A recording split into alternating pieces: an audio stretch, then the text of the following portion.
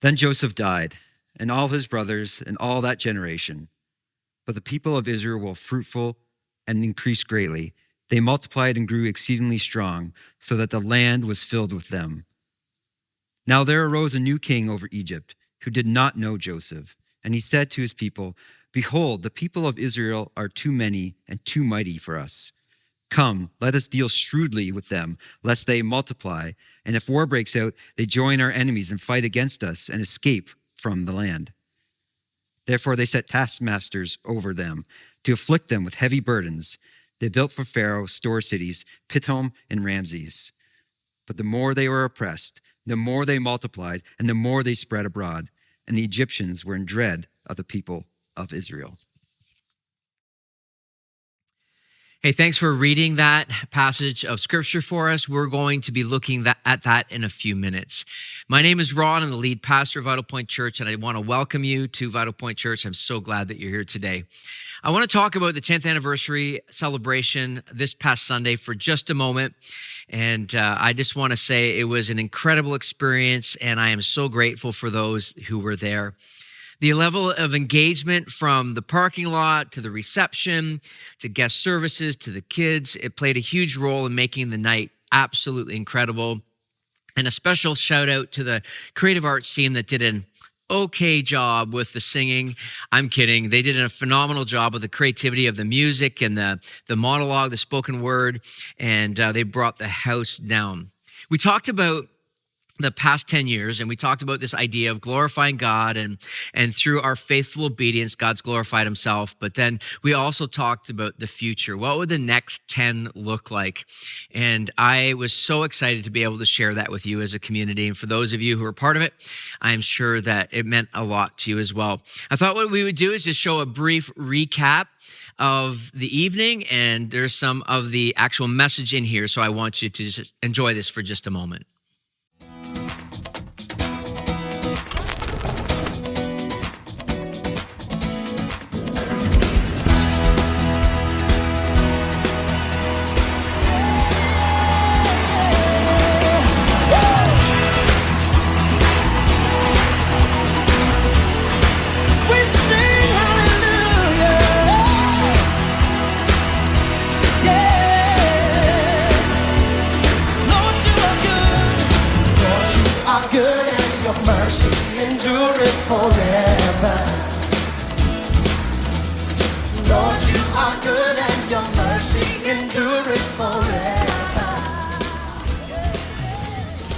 For God so loved small towns.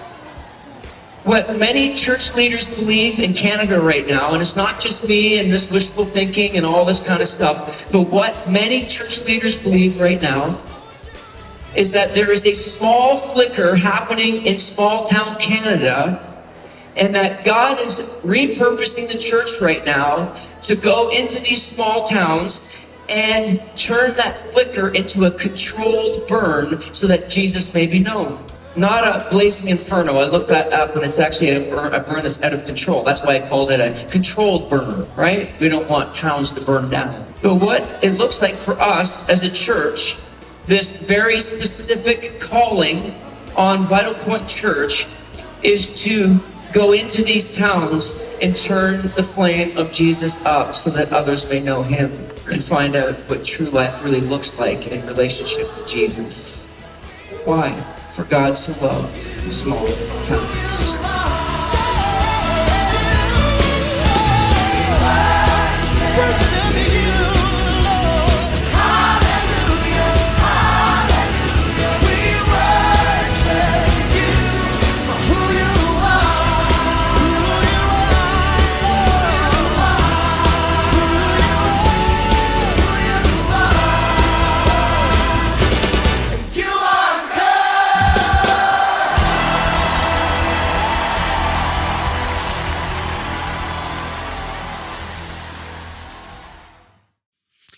right, there you go. And, who knows what the 20th anniversary is going to look like. And now, guess what? We get to prepare for Christmas coming up.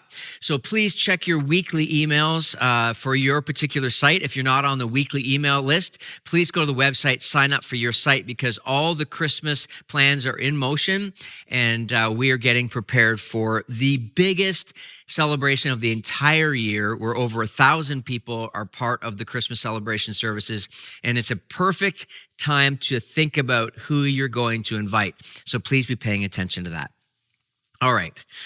Today, we begin on a journey over the next 10 weeks, looking at one of the most iconic Old Testament stories that happened over 3,000 years ago that is still capturing the imagination of us today. I remember when I was a kid in Sunday school, growing up in the 70s and early 80s, when this story would be told in the high-tech world of flannel graph, and our Sunday school teacher would tell this epic story, and we as children would be in awe of the flannel graph moments. Movie companies have tried to capture this on the big screen. Even animation films have tried to retell the story. You might ask, well, what is the story? Well, the story is the story of Moses leading God's people out of slavery from Egypt to the promised land, where God said there would be flowing milk and honey. For those of you who are old enough, you probably remember Charlton Heston played Moses in the Ten Commandments in the movie in 1956, where that famous line where he said, "Let my people go." That's the story we're talking about. I did not know this, and maybe you did, that the film was actually done and filmed in Egypt in Mount Sinai. This story, honestly, is filled with such incredible intrigue. It's got murder, it's got slavery, miracles, Passover, the Great Escape, the Red Sea crossing. God's people wandering for 40 years, whining and complaining about God's catering service as he provided them with manna. Even in times when their hearts would be drawn away to create an idol of a golden cow, and as Moses is off getting the top 10 list from God. It was a story that is so powerful that many of us are drawn into it each and every time we read it. It's a story of redemption of God's people. It's a story of consecration of God's people and the Mosaic law, the covenant that came to Moses, to God's people, with this binding promise that God would make. What we have to see in the story, though, is that it reveals the heart of God. It reveals the divided heart of God's people. And in the end, we see that the story ultimately leads us to Jesus and our need to be delivered. This series is called Exodus to Jesus. And that's what we're going to do for 10 weeks, is we're going to explore the story. We're going to unpack the story. And my hope is that for every single one of us, no matter where we are in our understanding of faith, God, church, and all that we will be drawn closer to the powerful, beautiful story of Exodus and Jesus. So if you're exploring faith, if maybe you're new to church, this series is going to link all this for you. Those of you who are followers of Jesus already and looking to have a better understanding of how did this all come about? What does this all mean? I believe that this is going to help every single one of us ground ourselves in this beautiful story. So in order to start this introduction to the story of Exodus to Jesus, we must take a look back. And so what we're going to do is I'm going to lay out the foundation for you of how we got to this place where God's people are enslaved in Egypt, how we get to the place where God would shoulder tap Moses and his brother Aaron and his sister Miriam to actually lead God's people. So let's go way back in order to set it up. There was this man named Jacob. Jacob would eventually be called Israel, which the people of Israel would be birthed out of. Jacob had 12 sons. His youngest son was Joseph. Jacob loved Joseph so much. He treated him better than all the other brothers. Matter of fact, he gave him this beautifully colored robe that Joseph wore and flaunted in front of his brothers. Some would call it the Technicolor dream coat, right? Well, Joseph, he's young and he has these dreams that he believed are from God. You can find it in Genesis chapter 37. Now, Joseph, in his immaturity, or whether he was prompted by God to do this, decides to tell his brothers about these two dreams. And the base idea of these dreams is that one day his brothers are going to bow down to him. We need to pause. Can you imagine that happening in your house? Imagine you got 3 or 4 or 5 kids, and the youngest decides to line up all his siblings and say, listen, one day you're going to bow down to me. I would imagine that you'd be breaking up a fight in your home. I know if my younger brother tried to do that to me when we were kids, it wouldn't have gone well, right? Well, you can imagine in this home, Jacob's home, and Joseph doing this to his brothers, it just fueled their hatred for him. They already hated him, but yet he wasn't reading the room well, and he told them about this dream. Now, let's fast forward. One day, Joseph goes out to check on his brothers. They're taking care of the flock. And he gets out there, and they see him coming, and he's wearing his robe, and they plan to kill him. They hated him that much. Now, the older brother, Reuben, he talks him out of it, and they decide to throw Joseph in a pit. And what ends up happening is he gets sold to the Midianites. He basically gets human trafficked to the Midianites, and they're this caravan, and they're going to Egypt. Now, you can imagine what this would have done to this father, Jacob, because he loved him so dearly. But yet the brothers, they are sneaky. They took his coat, this robe, and they killed an animal, put blood on it, and took it back to show their father. And it just gutted him that this would have happened. Now, Joseph lands in Egypt, right? This is where the Midianites were going. Now, there's a whole lot of story here that we don't have time to get into. But what ends up happening is Joseph rises to a place of power in Egypt, basically second in command with lots of backstory there. And Joseph has an understanding of what's going to happen through different dreams, that what's going to happen is that there's going to be a famine. And so he goes second in command. So he ends up saving resources and stockpiling food, and people have to go to him for food. Now you can imagine Jacob's family and his sons, they don't have food. And so eventually what happens is Jacob sends his sons to Egypt to see if they can buy food and get food for their family. And as you can imagine, what happens is Jacob's sons, Joseph's brothers, go before who? Joseph. And they end up bowing down to him. Now, the cool thing about this story, this moment, is that Joseph disguises himself. He doesn't reveal who he is, but eventually he does. And it's this incredible union. This long story that we have to make even shorter. He reveals his identity, brings the family together, and now they're all in the land of Egypt, in which they would eventually become enslaved by a kingdom that would oppress them because of their expansion as a people. It's the passage that was read for us just a few moments ago in Exodus chapter 1, verses 6 to 12. Moses, who's the author of Exodus, starts out by saying, Joseph has died, and now all that he has done no longer matters because the new king has no regard for what Joseph has done. And this is an important thing that we must understand. Moses, in his writing of the story of how from Joseph on, we must understand that he is leaving for us important clues. See, when you read the Bible, if you're unfamiliar with the Bible and new to the Bible, you have to ask yourself a few key questions when you're reading it. First one is, what is this telling me about God? So what is this revealing about who God is? Like, how does God think? How does God feel? What is the characteristics of God that's being revealed in this? How does he deal with people? You read the Bible and you have to ask yourself that question. You also have to ask yourself, what does it say about me? Because the Bible has this power of being a mirror in our lives. But then you'll also ask, how does this lead me to Jesus? How does this reveal the bigger thread of who Jesus is? Because everything leads to him. Now, Moses, in the capturing of this moment, he writes something in verse 7 that I think is critical to the story. He writes, but the people of Israel were fruitful and increased greatly. They multiplied and grew exceedingly strong so that the land was filled with them. The people of Israel, which was the house of Jacob, the family had grown to the point where they filled the land. And it's recorded for us in Exodus chapter 12 that there was over 600,000 men. Back then, they only counted men. So there's the assumption that there was about 2 million people that filled the land.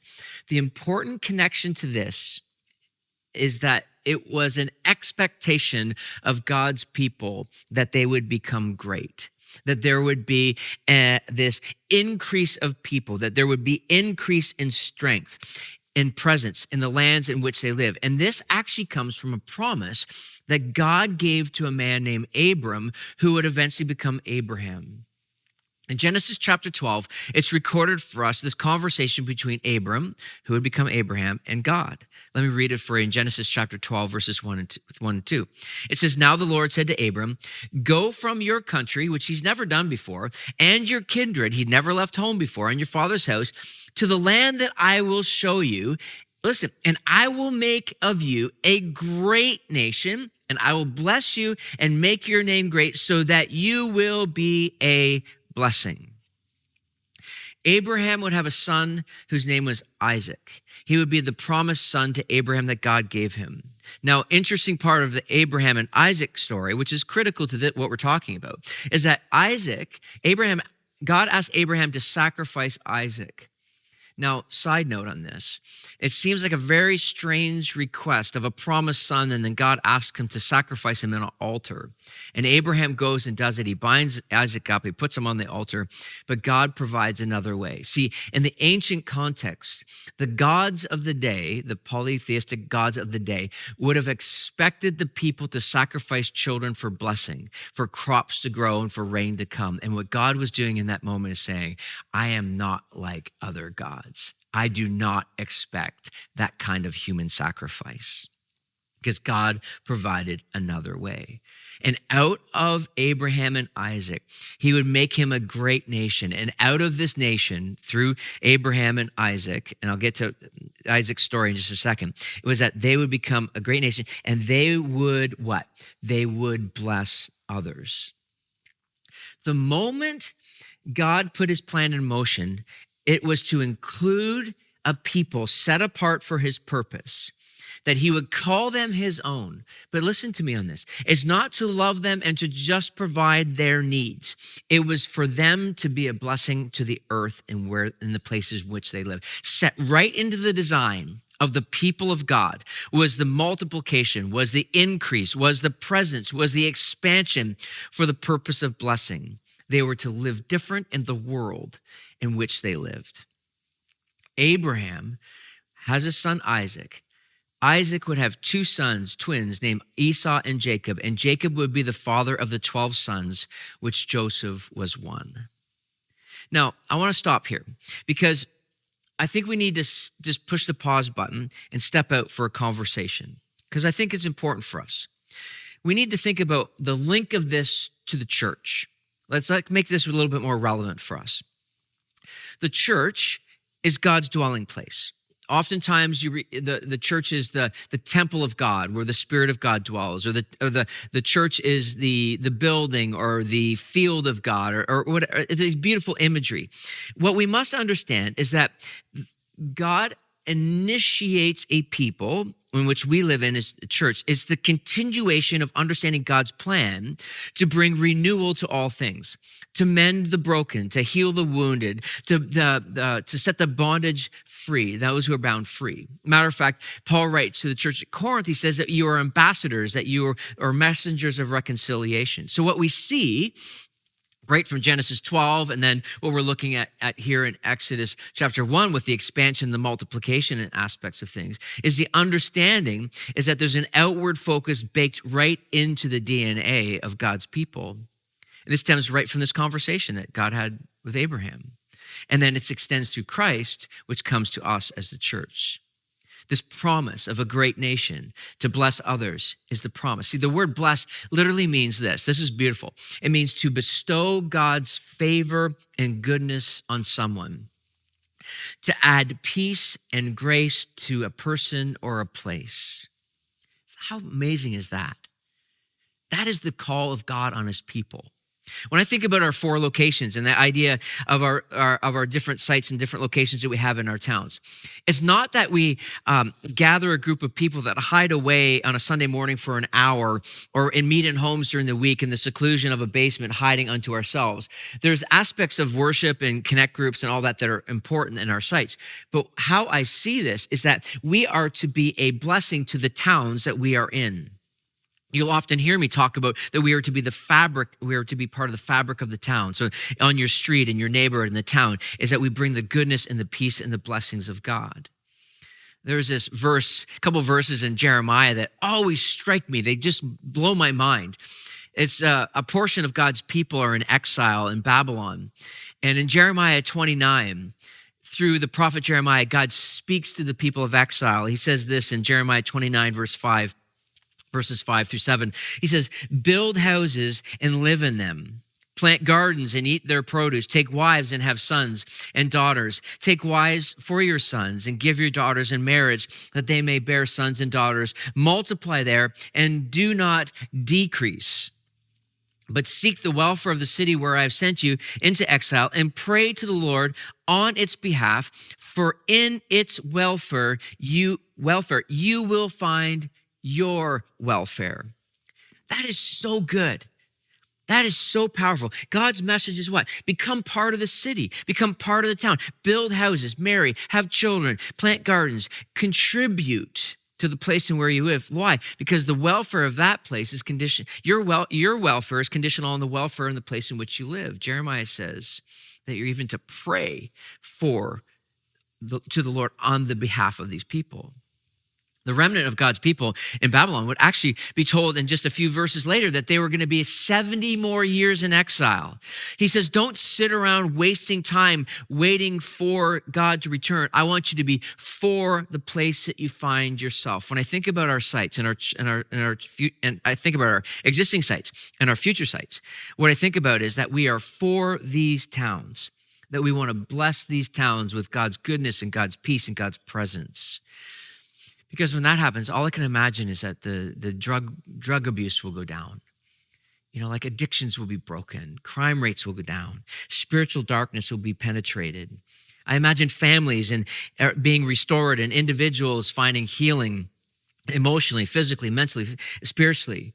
That children and students will find places to belong where they feel safe and cared for and loved and valued enough to be guided with truth through the complexity of the messages that they're receiving in the world, that their true identity is not built on how they feel and defined by their own truth, but it's found in the true freedom that's found in Christ. Jeremiah says, don't hunker down and just wait for God to return in 70 years. Get about, get busy. I know what happens sometimes for followers of Jesus, and maybe you fall into this too, and it might be a bit direct, but I feel confident in saying this, is that sometimes we just wait around thinking, well, Jesus is going to return and set up his final kingdom, so why bother? But yet we miss out on God's plan to be a blessing, to bring goodness and peace and kindness to the places in which we live. It's not sitting around waiting for him to return. We've got a responsibility. Is it hard? Yeah. Let's just call that out. Absolutely, it is hard because we as human beings, right, we have a tendency to want to fight for our rights and defend ourselves against the machine. And, and we're waking up to the reality of the world's agenda that's under the influence of the evil one. And it's trying to force us into its mold.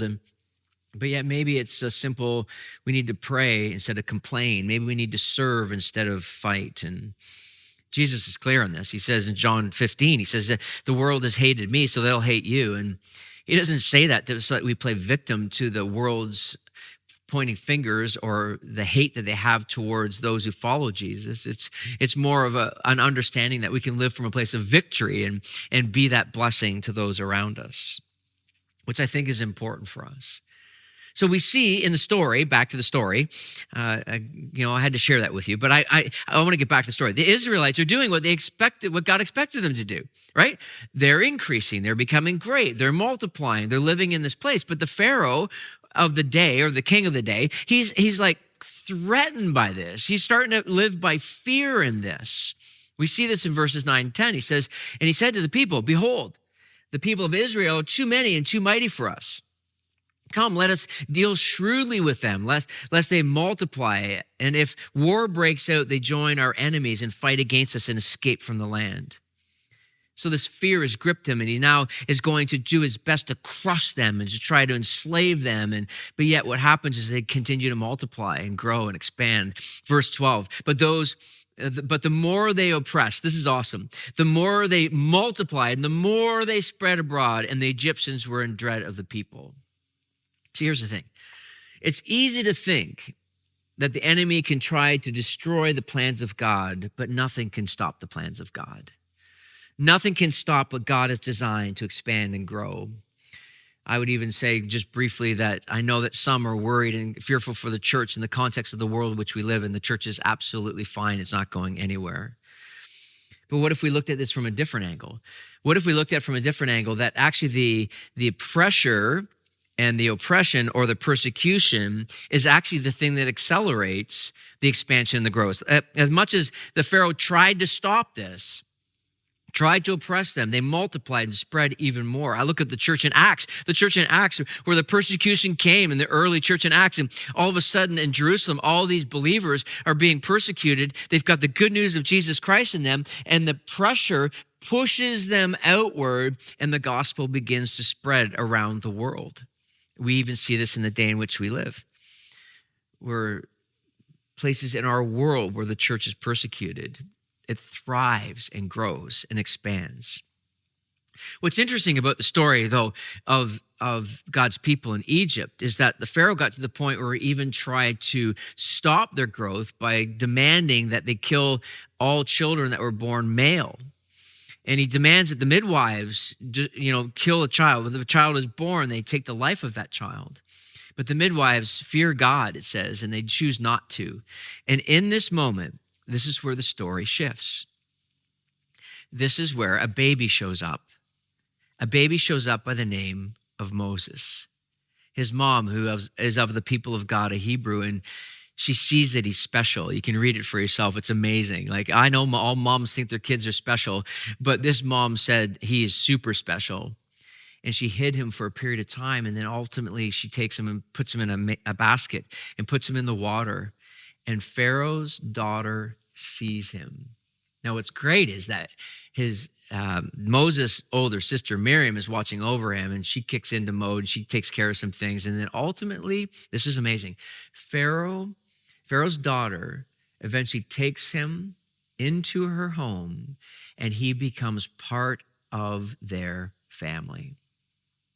He becomes part of who they are. This is intriguing. This is interesting, because eventually, Moses will eventually go into the wilderness for a season of time, and then he will eventually go back and rescue God's people and lead them out of captivity. See, our Exodus series points us to Jesus. Moses, the rescuer, is a picture of Jesus and what he came to do. The story of Exodus is a picture of humanity in slavery of a kind, not of a Pharaoh who is a taskmaster making bricks and having taskmasters over us with whips and making our lives miserable. No, it is a picture of slavery to something completely different that is called sin, that we as human beings are trapped by the grip of it. We're enslaved to it. The Bible will refer to it as the flesh, the human part of who we are, that we are in bondage to. And the flesh will always demand to be fed. And the reality is it's never satisfied. So that means in ourself, the slavery to self is actually to flesh, which will never be satisfied, which we become slaves to. The Bible would refer to this in the New Testament as we're all born what is called sinners. And it's interesting. This is a tough one for many of us because it's a tough one to get our heads around. See, the things that we do outside of what God's best for us is the evidence of the fact that we've got this sinful nature, right? I think about my youngest granddaughter. She's 2. She's amazing. I just love this kid. But when she fights with her older sister, it's evidence of the sinful nature that she has. Or if you go into our children's ministry where the kids are super safe, but oddly enough, sometimes a kid will bite another kid. And next thing you know, there's this fight that breaks out, or this demanding to have our own toys, or whatever it might be. It's the evidence of the sin. So the sin is what we have become slaves to. And the reality of this is true. But yet, this is why Jesus came. Just as the children of Israel could not free themselves from slavery to Egypt, we could and needed Moses to come and rescue them. We in ourselves could not set ourselves free from this condition that we're enslaved to. And that is why God became one of us. John chapter 1, verse 14. And the word became flesh, referring to Jesus, and dwelt among us. And we have seen his glory, the glory of the Son from the Father, full of grace and truth. God took on flesh, became one of us to redeem us, to restore us to himself. Moses was brought up as a baby in the house of Pharaoh, became one of them, but yet went off and came back as the Redeemer. This beautiful picture, it's an image of what Jesus has come to do. The Exodus story is us. It's me, it's you. Even though it's 3,000 plus years old, it is our story. And in that story reveals the need of someone to come and rescue us, to redeem us, to set us free from the bondage of sin. Galatians chapter 5, verse 1. This is a bit of an add-on that I want to share with you. Galatians chapter 5, verse 1. It says this: "For freedom, Christ has set us free. Stand firm, therefore, and do not submit again to a yoke of slavery." This is the beautiful story that is going to unfold for the next 10 weeks together. It is a beautiful story of God's redemption, of God's love for his people, and his desire to set people free. My question for you is this: will you believe in the one who came to set you free?